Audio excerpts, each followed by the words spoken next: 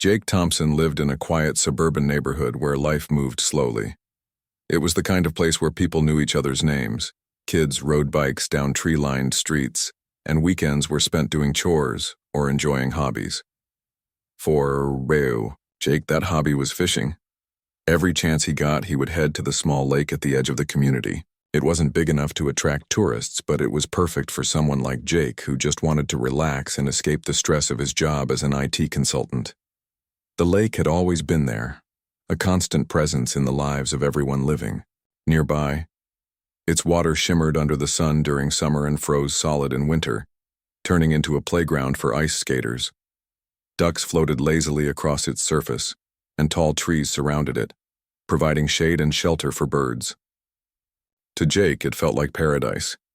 He loved everything about it: the sound of the wind rustling through the leaves, the gentle lapping of the water against the shore, and the satisfying tug on his line when a fish bit. On this particular Saturday morning, Jake woke up early, brewed himself a cup of coffee, and grabbed his tackle box before heading out. The air was crisp, carrying the faint scent of pine needles and freshly cut grass. As he walked toward the lake, he nodded politely to a couple walking their dog and exchanged a quick wave with Mr. Peterson, the elderly man who liked to sit on his porch and watch the world go by. Everything seemed normal, peaceful even, but Jake didn't realize that this day would change everything. When he reached the dock, he settled down, casting his line into the water. The lake was calm, its surface smooth like glass. He leaned back slightly, letting the warmth of the sun soak into his skin. This was his happy place, the one spot where he could forget about deadlines and meetings and simply be. He closed his eyes for a moment, listening to the distant chirping of birds and the occasional splash of a fish jumping out of the water. But then, footsteps approached. Jake opened his eyes and turned to see Mrs. Linda Harper striding toward him. She was the president of the Homeowners Association, a position she took very seriously. Dressed in a crisp blouse and slacks, her hair perfectly styled, she looked every bit the part of someone used to being in charge. Her lips were pressed into a thin line, and her hands clutched a white envelope. Something about her demeanor made Jake uneasy. "Good morning, Mrs. Harper," Jake said, trying to sound cheerful despite the sinking feeling in his stomach. "What brings you out here?" Mrs. Harper didn't smile. Instead, she held out the envelope without saying a word. Jake hesitated for a moment before taking it. He glanced at the front, which bore his name written in bold letters. Beneath it, the words "Official Notice" stood out starkly. "What's this?" Jake asked, though he already had a bad feeling. "It's a notice regarding your activities here," Mrs. Harper replied, her tone clipped. "Fishing at the lake is no longer permitted." Jake stared at her, stunned. "What do you mean? I've been fishing here for years. Nobody ever said anything before." "That's because we've recently implemented new regulations," Mrs. Harper explained, crossing her arms. "The HOA board has decided that fishing poses potential safety risks and environmental concerns. We can't have hooks and lines littering the area, nor can we risk harming the ecosystem." Jake shook his head, disbelief coloring his voice. "Hooks and lines? Environmental concerns? That's ridiculous. I've never left any trash behind, and I follow all the guidelines for catch and release. This lake means a lot to me. It's where I come to unwind after long days at work. You can't just take that away." "I'm afraid we can," Mrs. Harper said firmly. "This decision has already been approved by the board. If you continue to fish here, you'll be violating HOA rules, and appropriate action will be taken." Jake clenched his jaw, anger bubbling beneath the surface. "So what am I supposed to do, just stop coming here altogether?" "You're free to use the lake for other activities, such as boating or picnicking," Mrs. Harper replied coolly. "But fishing is strictly prohibited. I suggest you read the notice carefully and comply with the new policy." With that, she turned and walked away, leaving Jake sitting on the dock with the envelope still in his hand. He watched her go, frustration mounting with each step she took. How could they do this? The lake wasn't hers. It belonged to everyone, or at least, that's what he'd always assumed. Later that afternoon, Jake returned home, still fuming. He found his wife, Emily, in the kitchen, chopping vegetables for dinner. She looked up when he entered, immediately noticing the tension etched on his face. "What's wrong?" she asked, setting the knife aside. Jake sighed heavily and tossed the envelope onto the counter. "They banned me from fishing at the lake." Emily frowned, picking up the notice and scanning it quickly. "Why would they do that? Fishing doesn't seem harmful. They claim it's a safety issue and bad for the environment," Jake muttered, pacing back and forth. "But it's nonsense. They're just making excuses to control things more than they already do." Emily listened quietly, unsure of what to say. She knew how much the lake meant to Jake. It was his sanctuary, his escape from the pressures of daily life. Taking that away would hurt him deeply. Still, she tried to offer some perspective. "Maybe you should talk to them," she suggested gently. "Explain how important it is to you. Sometimes people listen if you make your case clearly." "I don't think it'll matter," Jake replied bitterly. "Mrs. Harper made it clear that the decision is final. There's nothing I can do about it." For the rest of the evening, Jake remained preoccupied, replaying the conversation in his mind. He couldn't shake the feeling of injustice, the sense that something precious had been stolen from him. As he lay in bed that night, staring at the ceiling, an idea began to form, a risky, perhaps foolish plan, but one that might give him back what he'd lost. Little did he know this idea would set off a chain of events that would transform not only his life but the entire neighborhood. The next morning, Jake woke up feeling restless. He couldn't stop thinking about the lake and the unfairness of the situation. Fishing wasn't just a hobby, it was part of who he was. He had spent countless hours there, reeling in fish, watching sunsets and letting his thoughts drift away with the gentle ripples of the water. Now that peace had been taken from him, and he didn't know how to get it back. After breakfast, Jake decided to visit his neighbor, Ryan Carter. Ryan was a mechanic who ran a small auto repair shop out of his garage. He was also one of Jake's closest friends, someone who always seemed to have a level head and a knack for problem solving. If anyone could help Jake figure out what to do, it was Ryan. When Jake arrived, Ryan was bent over the engine of an old Ford Mustang, tinkering with a wrench. The smell of oil and metal filled the air, mingling with the faint hum of classic rock playing in the background. Hearing footsteps, Ryan glanced up and grinned. "Hey Jake, what brings you here?" he asked, wiping his hands on a rag. "You need your car fixed or something?" "No, nothing like that," Jake replied, shaking his head. "I came to talk. Can we sit down for a minute?" Ryan raised an eyebrow but nodded, gesturing toward a cluttered workbench in the corner. They both sat down, and Jake began explaining what had happened at the lake. As he spoke, Ryan listened intently, occasionally nodding or frowning. "That's rough," Ryan said when Jake finished. "They can't just ban you from doing something you've done forever." "Doesn't seem right." "I know," Jake agreed, running a hand through his hair. "But Mrs. Harper made it clear that the decision is final. I don't think arguing with her will change anything." Ryan leaned back, tapping his fingers against the table thoughtfully. "So what are you going to do? Just give up and find another place to fish?" Jake hesitated, unsure how to answer. Giving up wasn't an option, not without a fight. But he didn't know what else to do. "Honestly, I'm not sure," he admitted.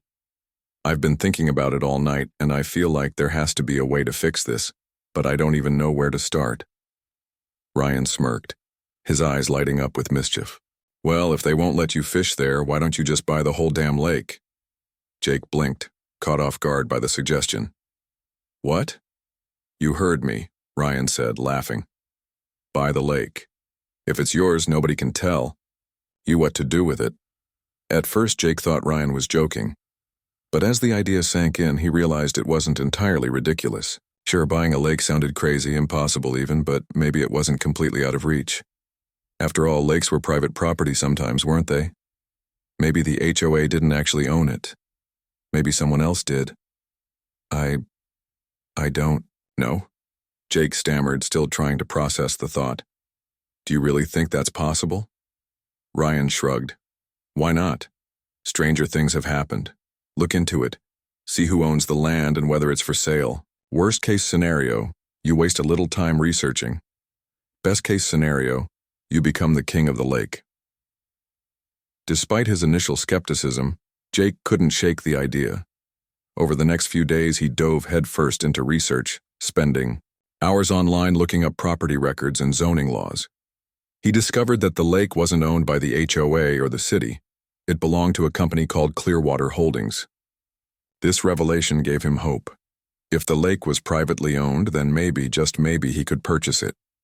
Excited by the possibility, Jake shared his findings with Emily. She listened patiently as he explained his plan, her expression shifting between surprise and concern. "Are you serious about this?" she asked finally. "Buying a lake isn't exactly a small decision." "I know it sounds crazy," Jake admitted, "but hear me out. If I can own the lake, I won't have to deal with the HOA telling me what I can and can't do. Plus, I'll make sure it stays protected and cared for. It's not just about fishing. It's about having control over something that matters to me."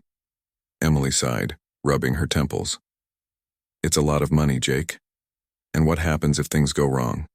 What if people get mad or try to fight you? I understand your concerns," Jake said gently, "but I think it's worth a shot. I'll be careful, I promise. I'll talk to lawyers and real estate agents to make sure everything is legal and above board."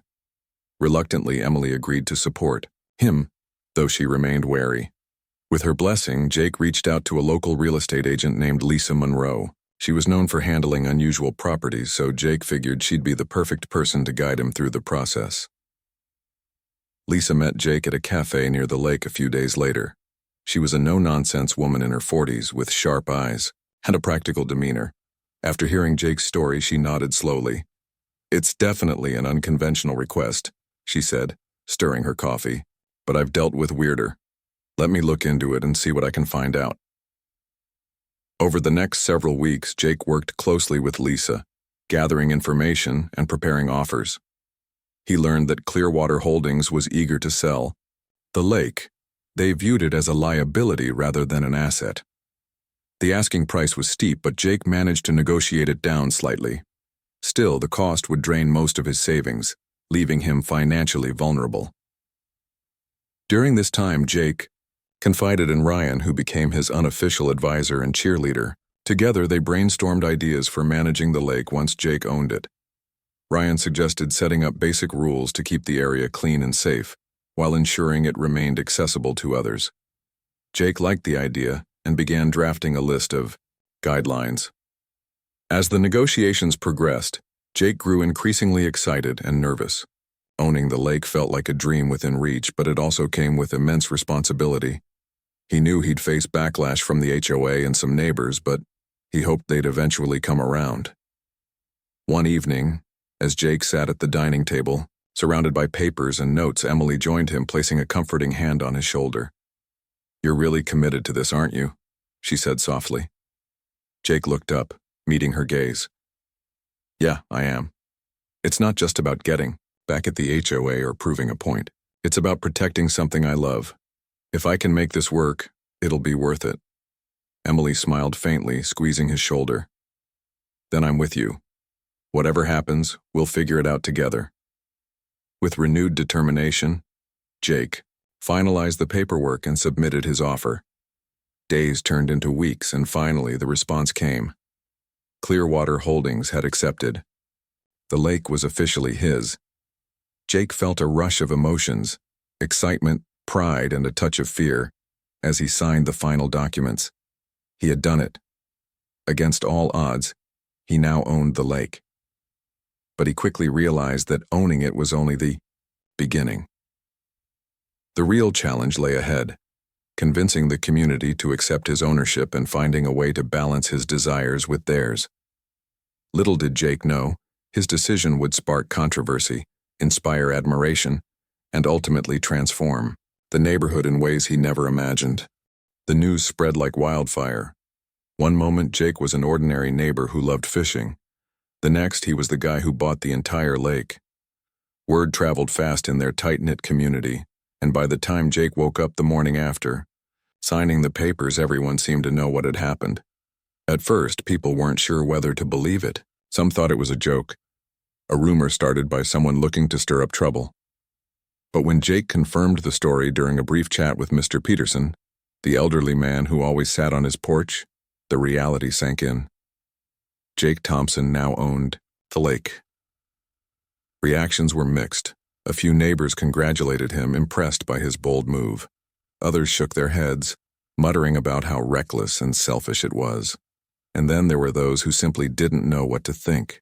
For many, the lake had always been a shared space, a place where kids played, families picnicked, and couples strolled along the shoreline. The idea of one person owning it felt strange, almost wrong. Mrs. Linda Harper, the president of the HOA, was livid. She called an emergency meeting that evening, sending out notices to all residents via email and flyers posted around the neighborhood. The subject line read, "Urgent, meeting regarding lake ownership." By the time Jake arrived at the community center, the room was packed. Neighbors filled every chair, spilling into the corners and standing along the walls. The air buzzed, with whispered conversations, speculations, and accusations. Jake took a seat near the back, feeling a mix of confidence and unease. He knew this meeting wouldn't be easy. Mrs. Harper stood at the front of the room, her arms crossed and her expression stern. When she finally called the meeting to order, the room fell silent. "As you all know," she began, her voice sharp and authoritative, "a recent development has occurred regarding our beloved lake. It has come to my attention that Mr. Jake Thompson has purchased the property outright. This action raises serious concerns about access, safety, and the future of our community." She paused, letting her words sink in before turning her gaze directly toward Jake.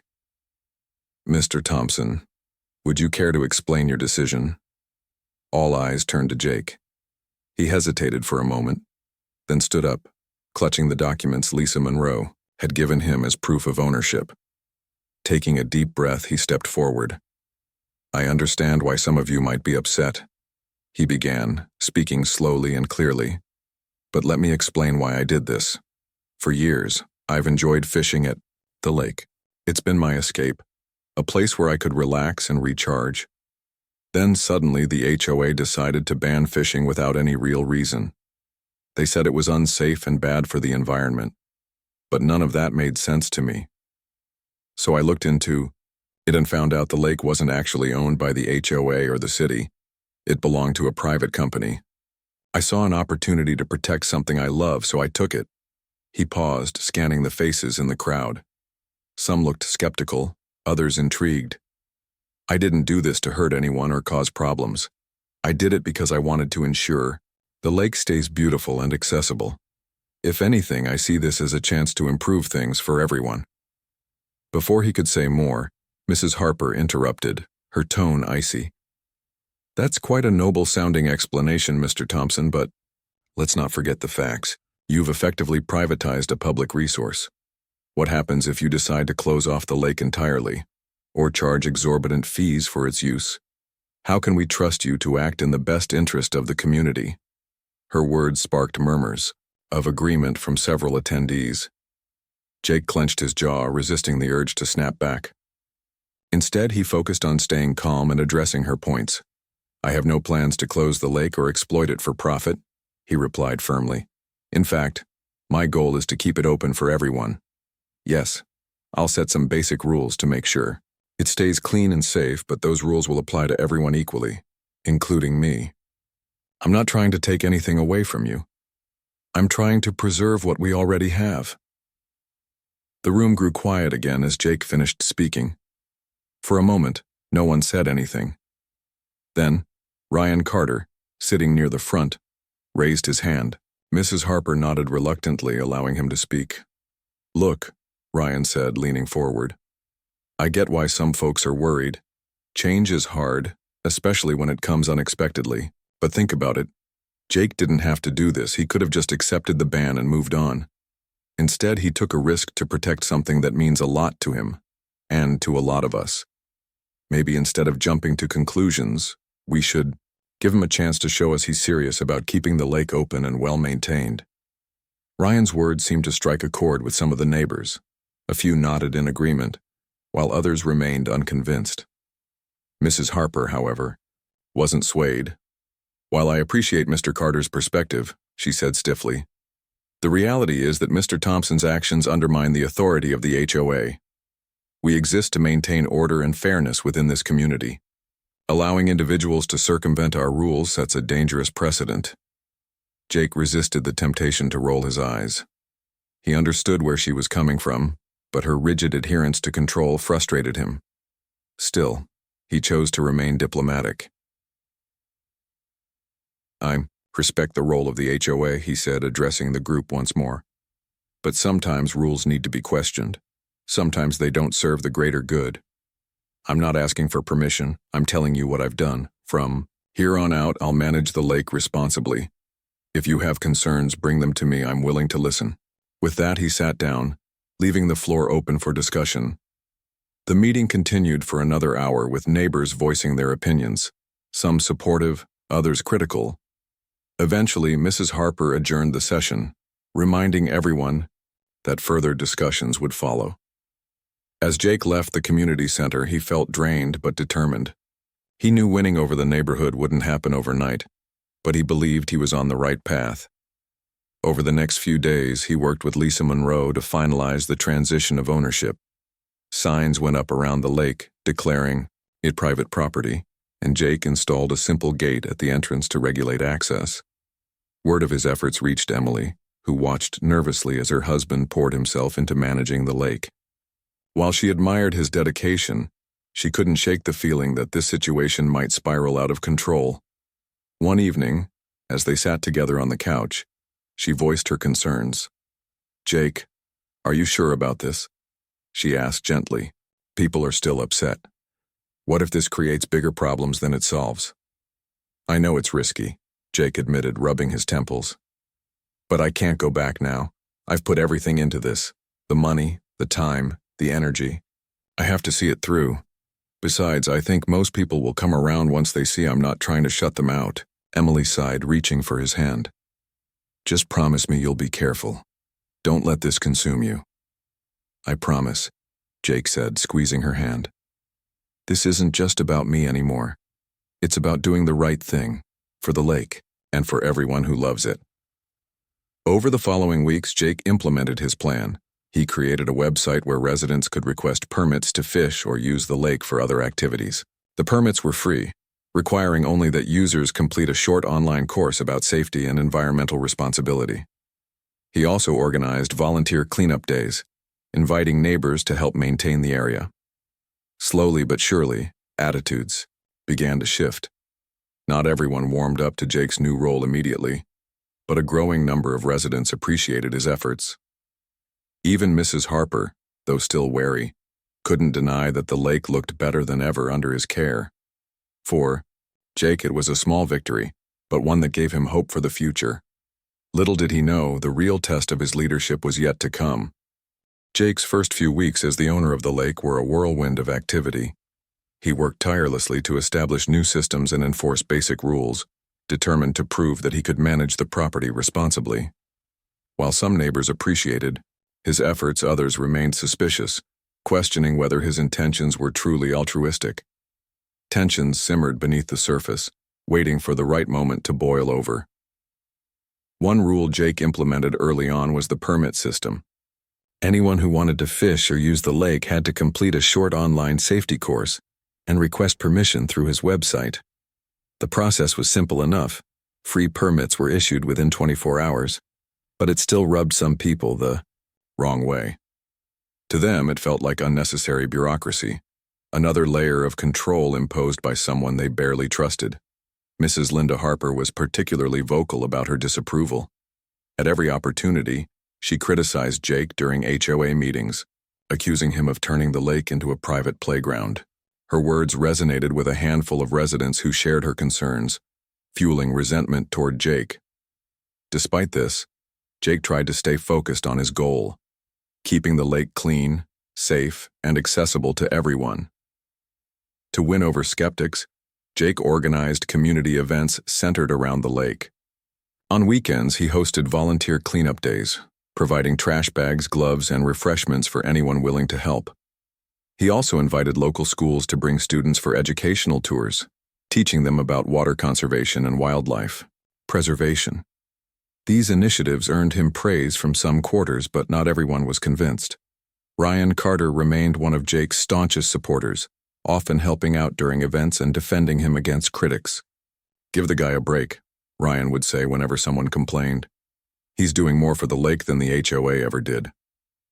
But despite these efforts, cracks began to form in Jake's carefully constructed facade. His strict enforcement of the rules alienated certain groups, especially teenagers who were used to hanging out by the lake without supervision. One Friday evening, things came to a head when a group of rowdy teens ignored the locked gate and sneaked onto the property. Jake was relaxing at home when he received a call from a neighbor reporting loud music and littering near the shore. Sighing heavily, he grabbed a flashlight and headed to the lake. When he arrived, he found the scene chaotic. Empty soda cans and snack wrappers littered the ground, and blaring music echoed across the water. A bonfire crackled dangerously close to dry brush, sending sparks flying into the night air. "Hey!" Jake shouted, striding toward the group. "What's going on here? This is private property. You're not supposed to be here." The teenagers turned to face him, their expressions ranging from defiant to sheepish. One of them, a lanky boy with a baseball cap turned backward, stepped forward. "We've been coming here forever," he said, crossing his arms. "It's not fair that you get to decide who can hang out here and who can't." "It's not about fairness," Jake replied firmly.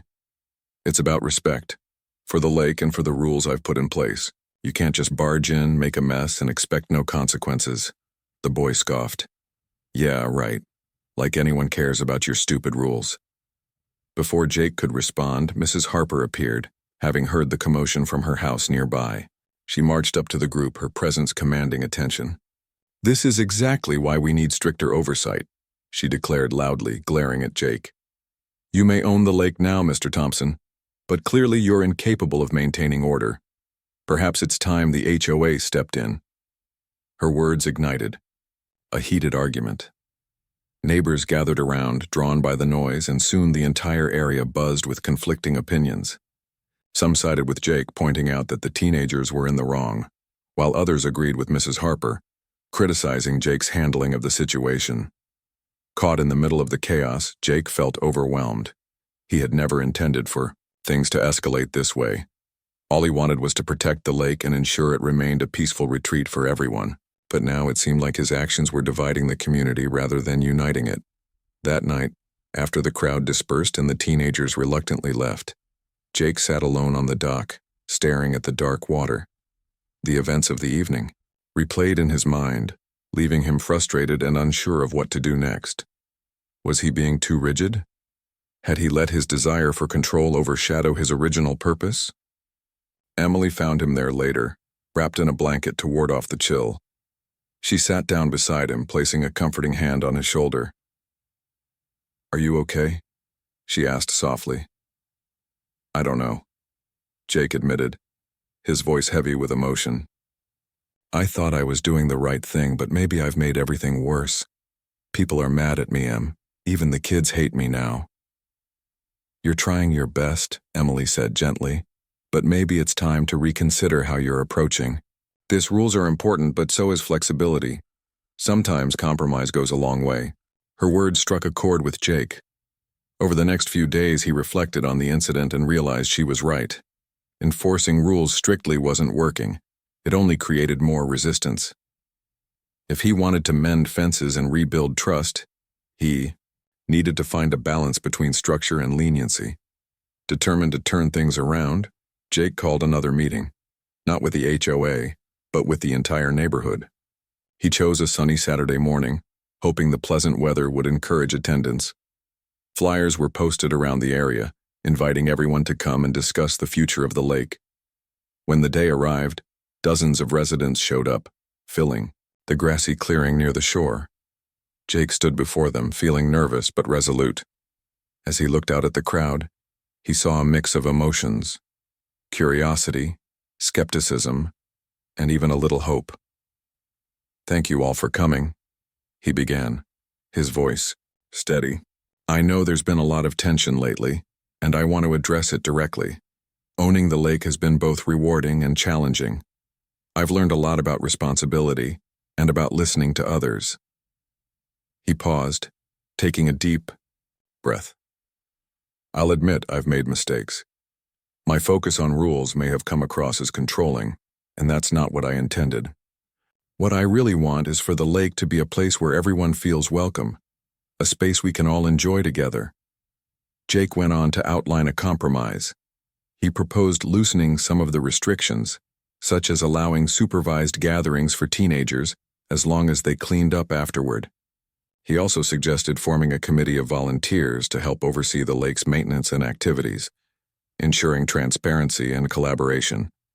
"I'm not asking for blind trust," he concluded. "I'm asking for cooperation. Together, we can make the lake better than it's ever been." The crowd erupted into murmurs, with neighbors exchanging glances and nodding thoughtfully. Mrs. Harper remained silent, her expression unreadable, but even she couldn't deny that Jake's proposal showed genuine effort to bridge the divide. As the meeting drew to a close, several residents approached Jake to express their support. Among them was Ryan, who gave him a pat on the back. "Good job, man," he said with a grin. "You're finally speaking their language." Jake smiled faintly, feeling a glimmer of hope for the first time in weeks. He knew the road ahead wouldn't be easy, but he was ready to face it, with patience, humility, and a renewed commitment to the community. Little did he know, this newfound spirit of compromise would pave the way for lasting change, transforming not only the lake, but the relationships within the neighborhood. Jake's proposal during the neighborhood meeting marked a turning point. For the first time since buying the lake, people began to see him not as an adversary but as someone willing to listen and adapt. His willingness to compromise opened the door for collaboration, and slowly but surely the tension that had gripped the community started to ease. To put his words into action, Jake organized what he called Community Day at the Lake. It was meant to be a celebration, a chance for everyone to come together, enjoy the space, and work toward making it better. Flyers were distributed, announcing activities like fishing contests, kayaking lessons, and a group cleanup effort. Refreshments were provided, courtesy of local businesses that supported Jake's vision. On the day of the event, the weather cooperated beautifully. The sun shone brightly, casting golden light over the sparkling water. Families arrived early, setting up blankets and chairs along the shoreline. Children ran around excitedly, chasing each other or skipping stones across the lake. Volunteers wearing bright orange vests directed traffic and handed out supplies for the cleanup portion of the day. Jake stood near the entrance, greeting attendees with a warm smile. He felt nervous but hopeful, knowing this was his opportunity to rebuild trust. As more people poured in, he noticed familiar faces, neighbors he hadn't spoken to in months, kids who usually avoided him, and even Mrs. Linda Harper, who approached, cautiously. "Good morning, Mrs. Harper," Jake said politely, extending his hand. "Thank you for coming." She hesitated before shaking his hand, her expression guarded. "I'm here to observe, Mr. Thompson. Let's see if your promises hold any weight." Her tone was cold, but Jake didn't let it discourage him. Instead, he nodded respectfully. "I understand your skepticism, and I appreciate you giving me a chance. I hope today shows you that I'm serious about working together." Mrs. Harper didn't respond, but she lingered nearby as the event unfolded. Throughout the morning, Jake moved through the crowd, chatting with neighbors and joining in various activities. He helped launch kayaks into the water, judged the fishing contest, and even joined a team cleaning up debris along the far side of the lake. Everywhere he went, he made an effort to engage genuinely, listening to feedback and answering questions. One particularly meaningful moment came when he encountered the group of teenagers who had caused trouble weeks earlier. They were sitting on the grass, looking awkward and unsure of whether they belonged. Jake walked over, carrying a box of snacks. "Hey guys," he said casually, setting the box down. "Glad you could make it." The lanky boy with the backward baseball cap glanced up, surprised. Thanks. I know we got off on the wrong foot last time," Jake continued, sitting cross-legged on the ground. "But I want you to know you're welcome here, as long as we respect each other and the lake. Deal?" The teens exchanged glances. Then, nodded reluctantly. One of them muttered, "Yeah, okay." It wasn't much, but it was a start. Jake left them to their snacks, feeling a small sense of accomplishment. Meanwhile, Emily watched from a distance, her heart swelling with pride. She had always believed in Jake's intentions, even when he doubted himself. Seeing him connect with others, and seeing others respond positively, was proof that his efforts were paying off. As the day wore on, something remarkable happened. The atmosphere shifted. Conversations became less guarded, laughter rang out more freely, and strangers introduced themselves to one another. Even Mrs. Harper seemed to soften slightly, though she remained reserved. At one point, she joined a group sorting recyclables, offering practical suggestions that earned nods of approval. By late afternoon, the cleanup efforts had transformed the area. Trash bags lined the shore, ready for disposal, and the once overgrown trails were cleared and marked with new signs. The lake looked healthier and more inviting than it had in years. Before wrapping up the event, Jake gathered everyone for a brief closing speech. Standing on a makeshift platform made from wooden pallets, he addressed the crowd with gratitude. "Thank you all for being here today," he began, his voice carrying over the murmurs of conversation. "This lake belongs to all of us. Not just because I own it, but because it's part of our community. Today proves that when we work together, amazing things can happen." He paused, scanning the sea of faces before continuing. "Moving forward, I want to keep this spirit alive. The volunteer committee I mentioned will meet regularly to discuss ideas and address concerns. If anyone has suggestions or wants to get involved, please don't hesitate to reach out. This is your lake as much as it is mine." Applause broke out, spontaneous and heartfelt. Neighbors cheered, clapping for Jake and for the progress they'd made together. Even Mrs. Harper joined in, albeit half-heartedly, her lips curving into the faintest hint of a smile. Afterward, as families packed up and headed home, several residents lingered to thank Jake personally. Some promised to join the committee, while others simply expressed appreciation for his leadership. Ryan Carter patted him on the back again, grinning widely. "You did good, buddy," Ryan said. "Real good." Jake smiled tiredly, the weight of the past few months finally lifting. "Thanks, man. Couldn't have done it without you." That evening, as Jake and Emily sat on their porch watching the sunset, he reflected on how far they'd come. Owning the lake had been a gamble, one that tested his patience, resolve, and relationships, but it had also taught him valuable lessons about compromise, humility, and the power of community. "I think we turned a corner today," Jake said softly, leaning back in his chair. Emily nodded, resting her head on his shoulder. "You did, and I'm proud of you." For the first time in a long while, Jake felt truly content. The lake was no longer a source of conflict, it was a symbol of unity.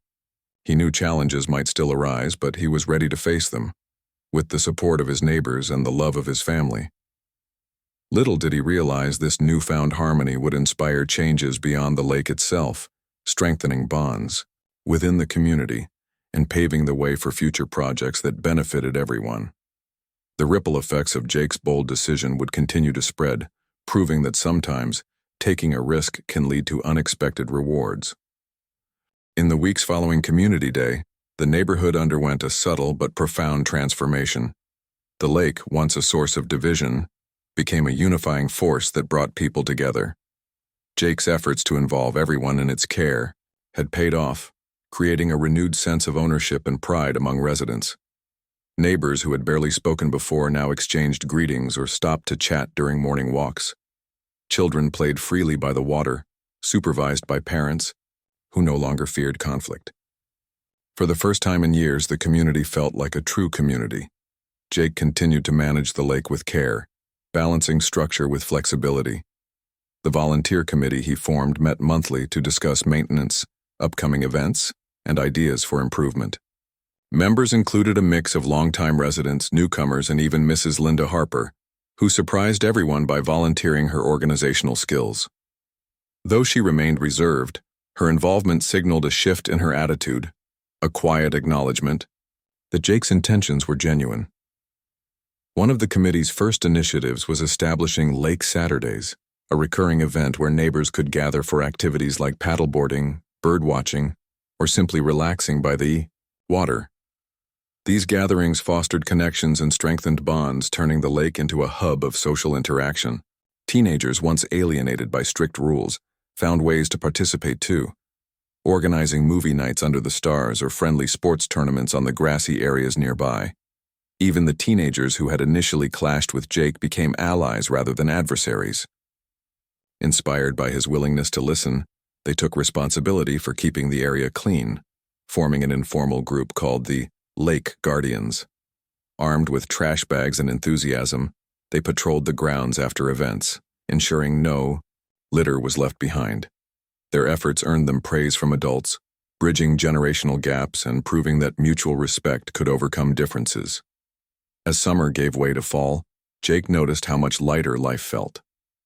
The stress and frustration that had consumed him during the early days of owning the lake had faded, replaced by a deep sense of fulfillment. He spent more time fishing, often joined by Emily, who enjoyed watching the sunset while sipping hot tea. Sometimes Ryan would tag along, bringing snacks and stories about his latest car repairs. These moments reminded Jake why he loved the lake so much. It wasn't just about fishing, it was about connection, peace, and simplicity. One crisp autumn evening, Jake and Emily sat on the dock, watching the sky turn shades of amber and violet. The air carried the faint scent of fallen leaves, and the only sounds were the gentle lapping of water and distant laughter from a family picnicking nearby.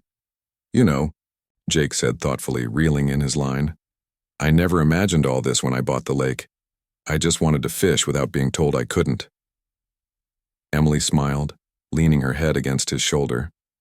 "Sometimes things don't go the way we plan, and that's okay. Look at what you've accomplished. You didn't just fix your own problem, you helped bring everyone closer." Jake nodded, gazing out at the shimmering surface of the lake. "I guess I learned that winning isn't about proving a point or getting revenge. It's about finding balance between standing up for yourself and working with others." Their conversation drifted to plans for the future. The committee had already proposed several projects, including building a small gazebo for shade and installing solar-powered lights along the trails. There was talk of hosting an annual lake festival to celebrate the community's progress and attract visitors from neighboring towns. Jake envisioned the lake becoming not just a local treasure, but a regional landmark. But for now, he was content to enjoy the present. As the sun dipped below the horizon, painting the sky in hues of gold and crimson, Jake cast his line back into the water. He didn't care if he caught anything tonight. Just being here, with Emily by his side, surrounded by the beauty of nature and the warmth of community, was enough.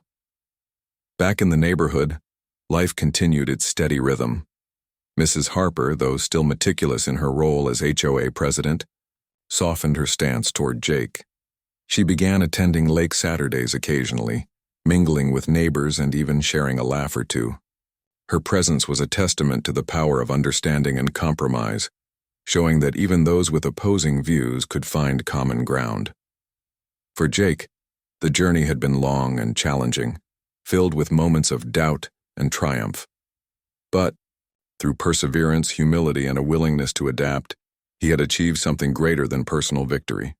He had created harmony where there had been discord. The lake was no longer just his. It belonged to everyone, cared for and cherished by all. As winter approached, blanketing the landscape in frost, Jake reflected on how much had changed since that fateful Saturday morning when Mrs. Harper handed him the notice banning fishing. What started as a personal grievance had blossomed into a movement that united a fractured community. The lake, once a symbol of conflict, had become a beacon of hope and cooperation. And as Jake stood on the dock one chilly December morning, watching steam rise from the icy water, he felt a profound sense of gratitude. Gratitude for the challenges that had shaped him, for the support of his family and friends, and for the simple joys that made life meaningful. He knew there would always be obstacles ahead, but he also knew that together, they could overcome anything.